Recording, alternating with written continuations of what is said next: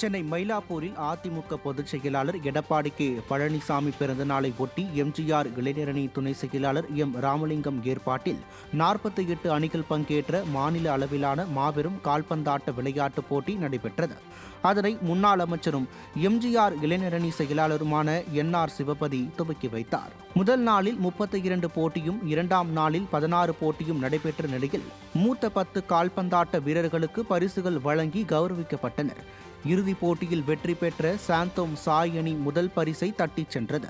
வெற்றி பெற்ற அணிகளுக்கு தென்சென்னை தெற்கு கிழக்கு மாவட்ட செயலாளரும் முன்னாள் சட்டமன்ற உறுப்பினருமான MK அசோக், கொள்கை பரப்பு துணை செயலாளர் நடிகை கௌதமி வெற்றி பெற்ற அணிக்கு பரிசு மற்றும் கோப்பையை வழங்கினார். இந்த நிகழ்ச்சியில் மாணவர் அணி செயலாளர் சிங்கைஜி ராமச்சந்திரன், கழக மருத்துவ அணி இணை செயலாளர் டாக்டர் ராமசாமி, வழக்கறிஞர் அணி செயலாளர் IS Inbadurai, STS Selvam, KAK முகில், தலைமை கழக பேச்சாளர் அப்சரா ரெட்டி, மயிலாப்பூர் கிழக்கு பகுதி செயலாளர் ஜெயச்சந்திரன், D சிவராஜ், பழனி, ஜாகிர் ஹுசேன், சல்மான் ஜாவித், ஆலந்தூர் ஆசார், J குலாப் நபி ஆசாத், 126வது வட்ட கழக செயலாளர் கோஷா முரளி உட்பட கழக நிர்வாகிகள் பலர் கலந்து கொண்டனர்.